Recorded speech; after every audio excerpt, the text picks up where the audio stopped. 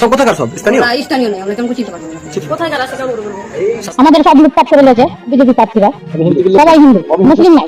কাল রাত্রে বাইরে থেকে তাদের চেনেন? না, চিনি না। আমাদের গ্রামে কি বাসে আমার ছেলে। হ্যাঁ, এখন মুসলিম তারা ভালো আমাদেরকে সাথে জায়গা দিয়েছে। তারা বন্ধ ছিল বাইরের লোক তো না, বাইরে থেকে বিজেপি চান যে হিন্দু মুসলিম দাঙ্গা হোক। হিন্দুগুলো এখন বুঝে গেছি বিজেপি মানে মিথ্যাবাদী, বিজেপি মানে সন্ত্রাস। আমরা চারটা গ্রুপ আছে সব আমাদেরকে উপরে দেখেছে, আমাদেরকে বোমা ছুটছে, তারপরে এই স্প্রে গ্যাস এগুলো ছিল আমাদের চোখে নাকে এগুলো ছিটছে। আমাকে দেখেছে উপরে, যে আমাকে তারপর পাশের বাড়ির ছাদ থেকে বন্দুক চালাচ্ছে। ব্লু ড্রেস পরা, সব হেলমেট লাগিয়ে আছে, বন্দুক নিয়ে আসে হাতে, সব আর এসে লোক। কারণ আন্দোলন করার এত ইচ্ছা থাকে, দিল্লিতে চলে যাক না। ইমপ্লিমেন্ট হচ্ছে না, সেখানে কেন আমরা এই মানুষকে অসুবিধার মধ্যে ফেলবো? শুধু সেন্ট্রাল বাহিনী ওখান থেকে হিন্দু ভাইদের সাথে একসাথে হয়ে গুলি ফায়ার করেছে এবং আমাদের গ্রামের 3 জন নাবালক ছেলেকে গুলি মারা। আসসালামু আলাইকুম বন্ধুরা, আমার নাম মোহাম্মদ আব্দুল হাবিব মন্ডল আর আপনারা দেখছেন হাসিম মিডিয়া। আপনারা সকলেই জানেন ওয়াকফ বিল নিয়ে যে আইনটা পাশ করা হয়েছে সেটাকে নিয়ে সারা ভারতবর্ষ মিলে দ্বন্দ্ব চারিদিকে ছড়িয়ে গেছে। কিন্তু আমাদের ওয়েস্ট বেঙ্গলে 2-3টে জেলায় এই দ্বন্দ্বটা ছড়িয়েছে। খাস করে 1 নম্বরে হাইলাইট হয়েছে যে জায়গাটা, সেটা হচ্ছে মুর্শিদাবাদ। এই মুর্শিদাবাদের ঘটনা আমি আজকের আপনাদের জানাবো। সেখানকার হিন্দু এবং মুসলিম সকলে মিলে যে স্টেটমেন্টটা দিয়েছে সেই স্টেটমেন্টগুলো আমি আপনাদেরকে এক এক করে দেখাবো। আপনারা এই ভিডিওটা দেখলে বুঝতে পারবেন ইনশাআল্লাহ যে এই দ্বন্দ্বর পিছনে একমাত্র রাজনৈতিক ফায়দা লোটার জন্য কে বা কারা এই দ্বন্দ্বর পিছনে জড়িত আছে। তো চলেন বন্ধুরা, আজকের ভিডিও শুরু করা যাক।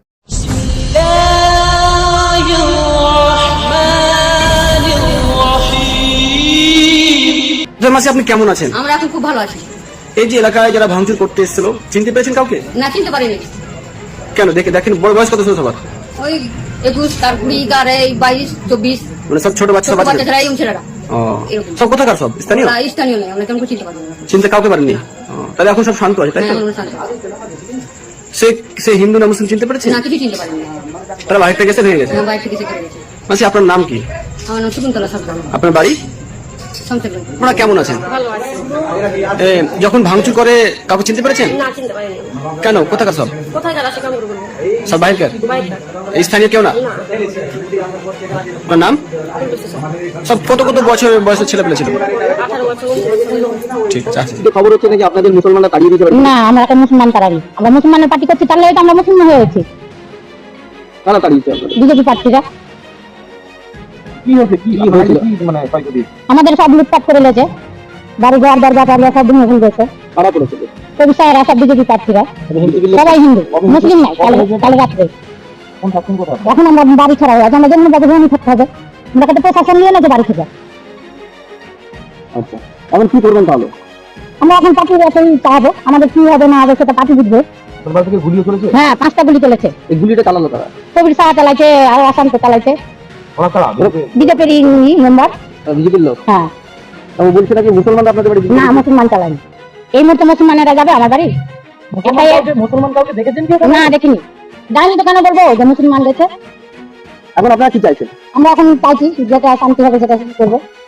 আমরা পার্টিকে ঘুরে দেবো। আপনার নাম? আমার নাম দীপিকা রায়। বাড়ি? বাড়ি আলিমাস থেকে। কি হয়েছে?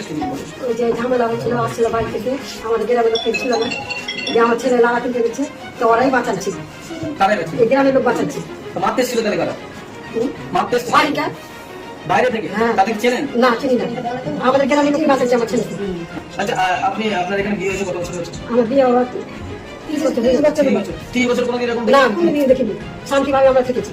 আমাদের আপনাদের জাতির ভিতরে খাওয়া দাওয়া ঘুমা টুমা সব। 30 বছর হ্যাঁ, সমস্যা? না, সব মেয়ে আমাদের। তার ভিতরে এরকম ঘটনা হলো আমরা কিছু জানি না। এটা কি গ্রামের লোক ঘটিয়েছে না, বাড়িটা সব। বাইরে লোক? হ্যাঁ, গ্রামের লোক একটাও ছিল না। গ্রামের লোকই তো আপনাকে বাঁচাচ্ছি। শান্তি চাই? শান্তি চাই, সবকে আমরা শান্তি চাই। আচ্ছা, আপনার বয়স কত? আমার বয়স কত কি হবে এখন? আপনি এই যতদিন বেঁচে আছেন কোনোদিন এরকম ঘটনা দেখেছেন? না, কোথাও কোনোদিন ঘটনা দেখিনি। আমরা প্রথম ঘটনা দেখেই আমাদের শুকিয়ে গেলাম। আমরা ভিতর শুকিয়ে এসে বললাম শুকিয়ে গেলাম। কোনোদিন জীবনে এখানে এই আলো চলেছি আমরা এই ঘটনা দেখিনি। সবাই আমরা মিলেমিশে চলেছি, সবাইকে নিয়ে চলেছি, সবাইকে নিয়ে আমরা খেলেছি ঘুরে এখানে মুসলমানটি সবকে আমাদের ভালো, আমাদের উপকার করেছে। আমাদেরকে তাই থাকতে জায়গা দিয়েছে আমাদেরকে, যে তোমরা এখানে থাকো, তোমরা ভয় করিও না। এখানকার মুসলিম হ্যাঁ, এখানে মুসলমান তারা ভালো, আমাদেরকে থাকতে জায়গা দিয়েছে আমাদেরকে, তাই আমাদেরকে জল খেতে দিয়েছে। আমরা শুকিয়ে গেছিলাম, আমরা চোখ মুখ থেকে জল ঢালা, তেল ঢালা আমাদেরকে করছে, খেতে দিয়েছে। আপনার গ্রামের নাম কি হয়েছে একটু আপনার এলাকায় বলুন। ওই যে ম্যাট্রিক হচ্ছে, মানে সব দাঙ্গাদাঙ্গি সব তাড়তে চলে আসছে, মারছে, মারধর করছে। তখন তো মানে তারা মারধর করছিল, বাইরের লোক, এদিককার তো না, কে বাইরে থেকে এসছে। কাউকে চিনতে পেরেছিলেন? কাউকে চিনতে পারলে তো হতো কি, চিনার দিবে কি, ওরা মুখে মুখা দিয়ে আসছে না, চিনার দেয়নি কেউ, দিয়ে তো ভাবে তারপরে যখন আপনার আক্রান্ত হয়ে আপনাদের বাড়ির লোকজন আছে তখন আপনাদের বাঁচাই তারা বাঁচাই মুসলিমেরা সব, যে কাউন্সিলর মানে রোজগার লোক এসে বাঁচালো। আপনাদের পাড়ার লোকজন হ্যাঁ, সব কি হয়েছিল কি হঠাৎ করে আপনাদের মাধ্যমে হঠাৎ করে টালে বাড়ি মারছে, টালের বাইরে দেখবেন ভাঙা আছে, সব ভেঙে রেখেছে। তাও মানে সম্পূর্ণ সব এসে কেন কেন মারছিল? কেন মারছিল, ওদের কোনো ই ছিল মনে হয়, বাইরে থেকে এসছে। বাইরে থেকে এসছে? বাইরে থেকে না তো দেশের লোক মারবে, দেশের লোক তো আরো বাঁচাচ্ছে, তাহলে দেশের লোক বাঁচাচ্ছে আর বাইরে থেকে আসছে মারতে। এখন আপনারা কি চাইছেন? এখন সুখ চাইছি, যে জানে শান্তি, ওই যে ফাঁড়ি যায় জায়গায় জায়গায়, জানে কেউ যাতে অশান্তিটা না করে, বুঝলেন। প্রথমেই তো আমাদের হিন্দুদের প্রথমেই তো একটা রাগ আছে বিজেপির উপরে, জয় শ্রীরাম ওদের কোনো বাপের পৈতৃক সম্পত্তি নয়। এটা মেনে কোনো হিন্দু বিজেপিতে ভোট দিবে না। বিজেপি চান যে হিন্দু মুসলিম দাঙ্গা হোক, হিন্দুগুলো এখন বুঝে গেছি বিজেপি মানে মিথ্যাবাদী, বিজেপি মানে প্রিয় বন্ধুরা, ইতিমধ্যে আপনারা শুনলেন হিন্দু মা বোনদের মুখের কথা, যেগুলো সত্য, যেগুলো তাদের সাথে ঘটেছে তারা সেটাই বলছে। আর এই নিয়ে গদি মিডিয়া যেটা হাইলাইট করছে সে সম্পূর্ণ মিথ্যা, আপনারা এই মিথ্যার প্রচারণায় পড়বেন না। তো চলেন বন্ধুরা, এবারে আমরা শুনবো মুসলিম কমিউনিটির যে মা বোন ভাই যে বা যারা স্টেটমেন্ট দিয়েছে সেই স্টেটমেন্টগুলো আমরা শুনবো।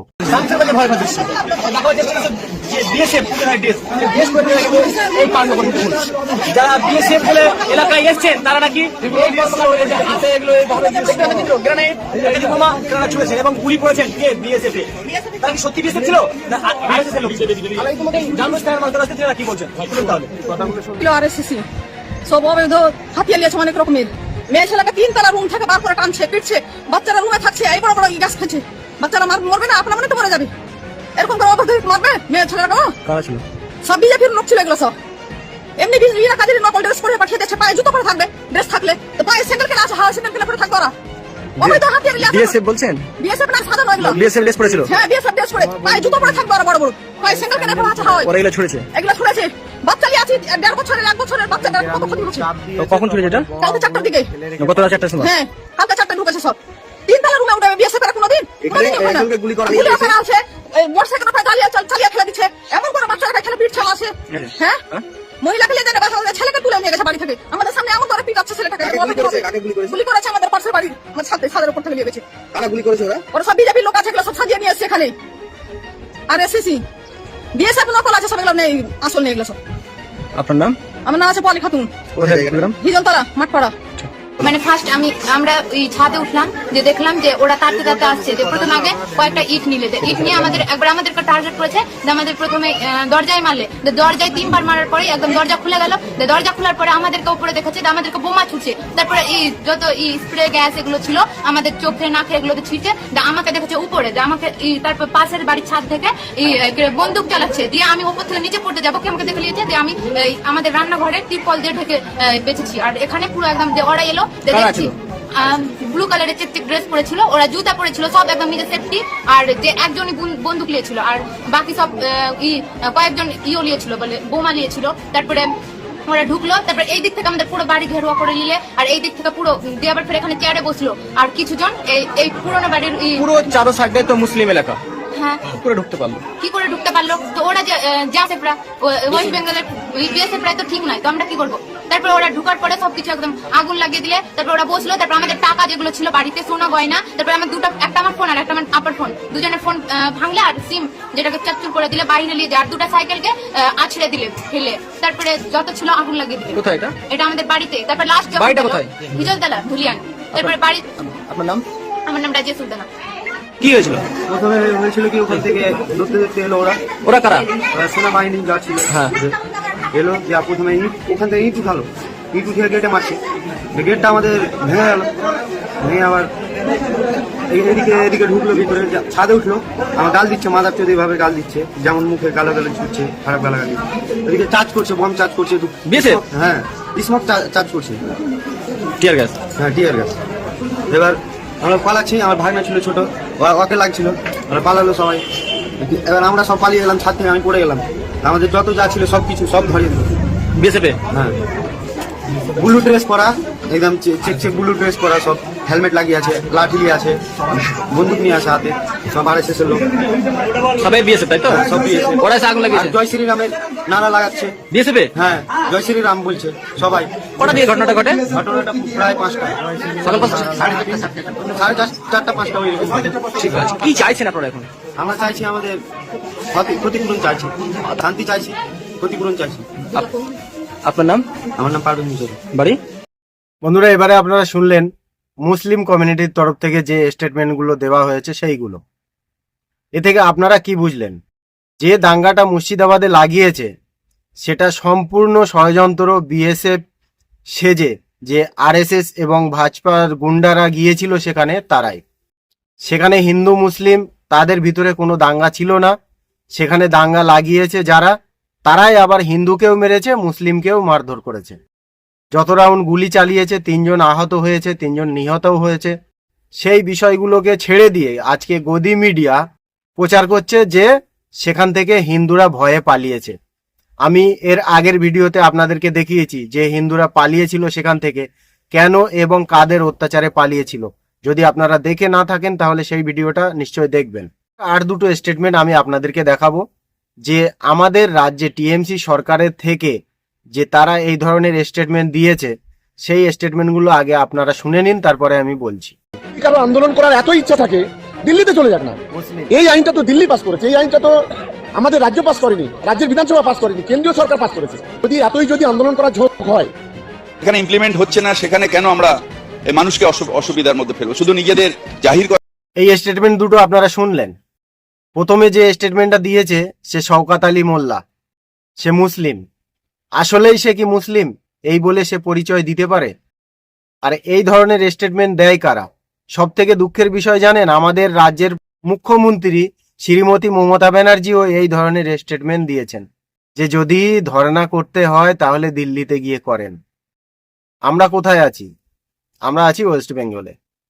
যখন আমরা ওয়েস্ট বেঙ্গলের বাসিন্দা তখন আমরা ধর্ণা দেব ওয়েস্ট বেঙ্গলে, যেটাকে ওয়েস্ট বেঙ্গল সরকার দিল্লিতে পৌঁছাবে, নাকি আমরা নিজেরা যাব দিল্লিতে গিয়ে বলতে?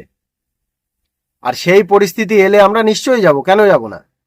আর যখন আমরা যাব তখন সরকার পাল্টে যাবে ইনশাআল্লাহ। আমি শ্রীমতী মমতা ব্যানার্জিকে বলতে চাই, এই ধরনের স্টেটমেন্ট দেবেন না। আপনারা সকলেই জানেন মুর্শিদাবাদে যে ঘটনাটা ঘটেছে, সব ঘটনার একমাত্র দোষী হচ্ছে বিজেপি এবং আরএসএস। আর কোথাও না কোথাও আমাদের রাজ্য সরকার এর ভিতরে বহুত বড় একটা ফেলিয়ার আছে। যদি তাই না থাকে তাহলে এই ধরনের স্টেটমেন্ট তারা দিতে পারে না। আমি জানি না 2026-এর ভোটে কি হবে দিদি। এই ধরনের স্টেটমেন্ট দেওয়ার জন্য ধন্যবাদ। আমিও একটা টিএমসির কর্মী, কিন্তু আমি এক্সপেক্ট করতে পারিনি যে এই ধরনের স্টেটমেন্ট আপনারা দেবেন। আর আমি বলতে চাই হিন্দু মুসলিম সকল ভাইকে যে কোনো প্রকারের কুপ্রকল্পনায় পা বাড়াবেন না কারো কথা শুনে, না হলে ক্ষতি আপনারও হবে আমারও হবে। এই জন্য আমি সবার কাছে রিকোয়েস্ট করছি যে সবাই মিলে মিশে একসাথে থাকার চেষ্টা করেন, যাতে এই সন্ত্রাসবাদী সরকার আমাদের পশ্চিমবাংলায় না আসতে পারে। আর আমি দিদিকে খাস করে একটু রিকোয়েস্ট করব যে দিদি স্টেটমেন্টগুলো একটু ভেবেচিন্তে দেন, না হলে সরকার কোথায় চলে যাবে আপনি ভালোভাবে জানেন। যেভাবে সিপিএম সরকার চলে গেছে ওইভাবে কিন্তু আপনিও চলে যেতে পারেন। ওই জন্য বলছি, যদি আপনি সত্য যদি একটা পলিটিক্যাল লিডার হয়ে থাকেন তাহলে আপনার দরকার সকল কমিউনিটির মানুষকে একই নজরে দেখা। মুর্শিদাবাদে যে দাঙ্গাগুলো হচ্ছে, যেগুলো বিএসএফ সেজে যারা যাচ্ছে, তারা বিএসএফ কি না সেইগুলো চেক করার দরকার ছিল রাজ্য সরকারের। কিন্তু রাজ্য সরকার ঘরে ঢুকে বসে আছে, আর কেন্দ্র থেকে বিএসএফ এর নামে বিজেপি আরএসএস এর গুন্ডা বাহিনী এসে হিন্দু মুসলিম ওয়াই সবাইকে মারছে। বাহ দিদি, বাহ বাহ বাহ। সামনে পেলে একটু চরণধুলি নিতাম আপনার। বন্ধুরা, আরেকটা স্টেটমেন্ট আমি আপনাদেরকে দেখাবো। টাঙ্গাইদের সাথে মিলে বিএসএফরা যে গুলি চালিয়েছিল 3 রাউন্ড, সেই গুলিগুলো যাদের লেগেছিল সেই বাচ্চাগুলোকে যে কোলে করে তুলে নিয়ে এসেছিল সেই মানুষটার স্টেটমেন্ট। ওই স্টেটমেন্টটা আপনারা শুনুন। সেই অশান্তি নিয়ে বারংবার প্রশ্ন উঠছে যে কেন্দ্র বাহিনীর সাথে আরএসএস বাহিনী রয়েছে, আর তারাই মূলত এসে এলাকা জুড়ে তাণ্ডব চালাচ্ছে। কি বলবেন এলাকাবাসী? দেখুন, আমরা এখানে দীর্ঘদিন ধরে বাস করছি। আমার বয়স প্রায় 42 বছর হলো। আমার নাম মোহাম্মদ ফজল। এর আগে কোনোদিন হয়নি। আমরা আবার একটু পরিবার ভাইচারা নিয়ে বসবাস করতাম। কিন্তু ঘটনা হচ্ছে যে কালকে আমি নিজে স্বয়ং কাল এবং পরশু যে দৃশ্যগুলো দেখেছি এগুলো অকল্পনীয়। মানে আমার চোখে শ্যুট করছে না এই জিনিসগুলো। আমি সেন্ট্রাল বাহিনীকে দেখেছি, এখান থেকে মুসলিম ভাইরা ইট চালাচালি করছে, চালিয়েছে, ওখান থেকে হিন্দু ভাইরা ইট চালাচালি করছে। কিন্তু তার সঙ্গে দেখছি যে সেন্ট্রাল বাহিনী আছে, এবং কালকে সেন্ট্রাল বাহিনী ওখান থেকে হিন্দু ভাইদের সাথে একসাথে হয়ে গুলি ফায়ার করেছে, এবং আমাদের গ্রামের 3 জন নাবালক ছেলেকে পায়ে গুলি মারা হয়। এবং একজনের বাবার নাম গিয়াসউদ্দিন, যেহেতু গিয়াসউদ্দিন, ওর ছেলে মুদ্দিন, ছেলের নাম মুদ্দিন, এবং একজনের বাবার নাম হচ্ছে নুসরত, ওর ছেলের নামটা কি সুজাউদ্দিন। এবং আমি নিজে স্বয়ং ওটাকে উঠিয়ে নিয়ে এসেছি। আমাদের গ্রামের মাথা হিসেবে আমরা যতদূর পেরেছি লোককে বুঝিয়েছি, ছেলেদেরকে বুঝিয়েছি যে না, ঝগড়া ভালো নয়, আমরা ভাইচারার সঙ্গে বসবাস করেছি এবং আগামী দিনেও মনে হচ্ছে যে এটা কেন্দ্র বাহিনী। আমার তো মনে হচ্ছে, আমার এই জন্য মনে হচ্ছে যে আমি নিজে স্বয়ং চোখে দেখেছি, আমি নিজে আমার চোখে দেখেছি, তার জন্য আমি এই কথাগুলো বলতে চাই। গুলি ফায়ার করতে দেখেছি এবং দুজনকে লেগেছে সেটাও দেখেছি, এবং তার সঙ্গে যেখান থেকে গুলি ফায়ার করছে ওখানে আমার হিন্দু ভাইরা ইট পাট্টা চাচ্ছে, ওরাই কিছু বলছে না। এটা আমাদের চোখে দেখা এবং তার ভিডিও আছে আমাদের। কেন্দ্র বাহিনীর নামে কারোকে বিশেষ আমার তো মনে হচ্ছে তাই। কেন্দ্র বাহিনী তো নিরপেক্ষ ভূমিকা পালন করে। আপনারা নিশ্চয়ই বুঝতে পেরেছেন এই সমস্ত দ্বন্দ্ব লাগানোর একমাত্র কারণ হচ্ছে বিজেপি সরকার, আর এই ওয়াকফ বিলটাকে সামনে নিয়ে এসছে তারই কারণে। বন্ধুরা, আপনারা সবাই জানেন যে আমাদের দেশে আইপিএল চলছে, টি-20 ম্যাচ যাকে বলা হয়। সেই ম্যাচের ভিতরে একটা অরেঞ্জ আর্মি বলে একটা আর্মি আছে, তারই ভিতরে একজন আছে অভিষেক শর্মা। আপনারা ঠিকই শুনেছেন, অভিষেক শর্মা, হিন্দু ছেলে। সেই ছেলেটা মেবি 137 অথবা 147 রান করেছে একা। আর রান করার পরে যখন তিনি প্রথম সেঞ্চুরি মারলেন, তখন তিনি সেই ওয়াকফ বিলটাকে রিজেক্ট করার জন্য একটা কাগজ, লেখা কাগজ হাতে তুলে দাঁড়িয়ে থাকলেন। সেই ভিডিওটা আমি আপনাদেরকে দেখাবো।